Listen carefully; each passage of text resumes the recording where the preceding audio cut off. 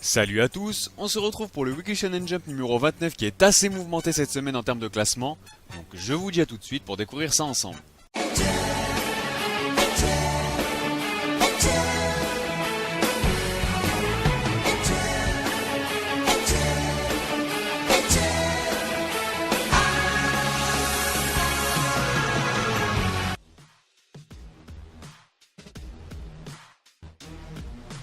Bon bah comme d'habitude on commence avec la partie hors classement. La couverture revient donc comme prévu à Black Clover ainsi que quelques pages couleurs histoire de marquer les résultats de son second sondage de popularité de ses personnages. On reviendra sur le résultat de ce dernier un peu plus tard. Les autres pages couleurs reviennent quant à elles à Dr Stone et AQ, ainsi qu'aux chapitres spéciaux One Piece in Love et Kobini no Kobiyama. Les nouveautés Momiji no Kisetsu et Invade You intégreront le classement dans respectivement 2 et 3 semaines. Sekikuso no Psinan n'est comme d'habitude pas convié au classement. Et enfin au niveau des absents, on retrouve toujours Hunter x Hunter et World Trigger.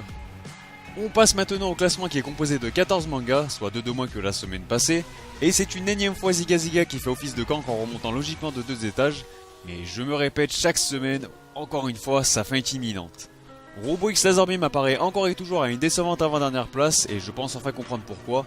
Ayant récemment commencé à rattraper mon retard dans les scans, il faut dire que l'auteur a pris le parti de mélanger l'univers des lycéens amateurs et au niveau pro.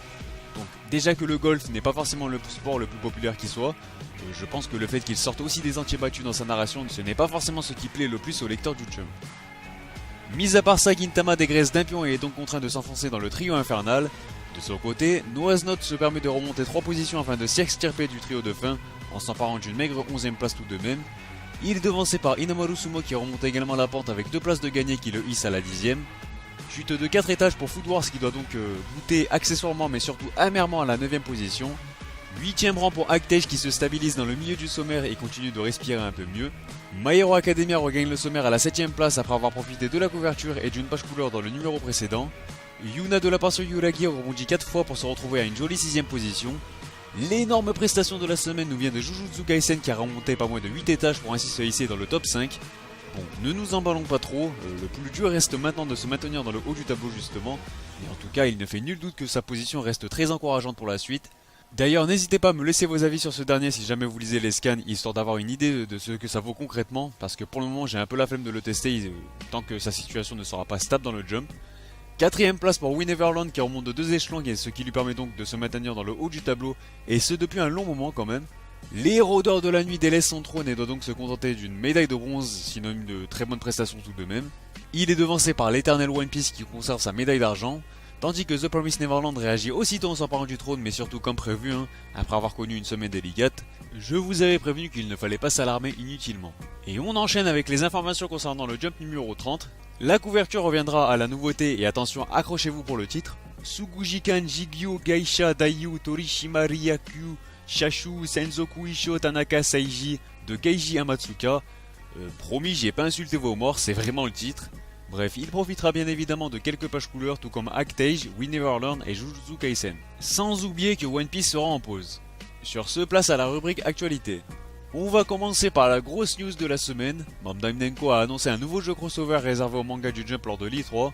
Le jeu intitulé Jump Force est déjà prévu sur Xbox One, PS4 et PC. Avec Goku, Freezer, Luffy, Zoro, Naruto et Sasuke en personnages jouables déjà annoncés pour le moment. A noter que les combats et sans doute le mode histoire se dérouleront sur la Terre et dans des lieux plutôt réalistes. On peut aussi apercevoir Ryuk et Light à la fin du premier teaser que vous retrouverez dans la description en attendant plus d'informations dans les semaines à venir. On passe au résultat du sondage de popularité des personnages de Black Clover. Alors c'est Asta qui s'empare de la première place avec 3062 votes. Vient ensuite Yami avec 1967 votes pour la deuxième position. Médaille de bronze pour Yuno avec 1421 votes. Luck apparaît quant à lui à la 4ème position avec 1214 votes. 1032 votes pour Julius qui apparaît aussi à la 5ème position. Fuego Leon figure au 6ème rang avec 836 votes.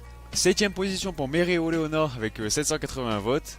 On retrouve Gauche à la 8ème position avec 725 votes. Vient ensuite Noël Silva à la 9ème position avec ses 709 voix. Et c'est Nozel Silva qui vient compiler le top 10 avec 641 votes. Bien que Panini semble malheureusement avoir abandonné la licence en France, sachez que le tirage total incluant les ventes numériques du manga Les Rôdeurs de la Nuit de Koyoharu Koduge s'élève à 2,5 millions d'exemplaires dans le monde, Japon compris, en 11 volumes. On a un visuel de nouvelles figurines de One Piece, notamment une de Luffy, Zoro, Sanji, Ace et Law. Et en attendant une rubrique couverture du mois de juillet, je vous propose déjà la couverture du 19e opus de My Hero Academia et un bref aperçu de celle du 6e volume de Dr Stone. On a du neuf concernant la licence de Kingdom en France, on a eu droit à plus de précisions de la part des éditions Meian sur le format abonnement. Le prix sera donc de 13,50€ comme prévu et le mode de paiement s'effectuera par carte bancaire, c'est-à-dire par des prélèvements qui se feront tous les 15 de chaque mois. Sans oublier que vous pourrez résilier votre abonnement à tout moment, vous vous abonner quand vous le souhaitez aussi, et qu'il sera possible d'avoir accès au retrait en point relais. Il n'y aura aucun frais de port supplémentaire pour les personnes habitant en France. L'abonnement est également disponible pour les DOM-TOM, la Belgique, la Suisse, le Luxembourg et le Canada, avec des frais de port en plus variables. Chacun des colis contiendra 2 nouveaux tomes et 2 ex-libris. Je vous annonce au passage que je me suis mis d'accord avec les éditions Meian et la King Gundam pour un partenariat, donc croyez-moi vous allez bouffer des vidéos Kingdom très bientôt. Puis pour conclure, on passe au top Oricon. Il s'agit des ventes de la semaine du 4 au 10 juin 2018 au Japon. On commence avec le 4ème volume du spin-off One Piece Party qui s'est liquidé à 16 301 exemplaires cette semaine, de quoi lui permettre de figurer à la 39e position. Le 88e opus de One Piece recule de 4 places, soit jusqu'à la 33e après avoir écoulé plus de 20 000 unités cette fois-ci. Il se rapproche petit à petit de 2,5 millions. 6ème rang pour le 11e opus de l'Héros d'Or de la Nuit qui affiche un joli score de 112 000 copies vendues pour sa première semaine de vente.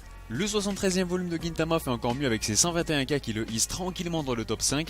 The Promised Neverland et son 9ème tome frôlent déjà les 250 000 exemplaires vendus et semble bien parti pour péter ses propres records. Tandis que le 89e tome de One Piece reste confortablement installé sur le trône puisqu'il a liquidé pas moins de 1,2 million d'exemplaires. Et quant à son total c'est encore mieux puisqu'il a déjà franchi la barre des 1 500 000 exemplaires.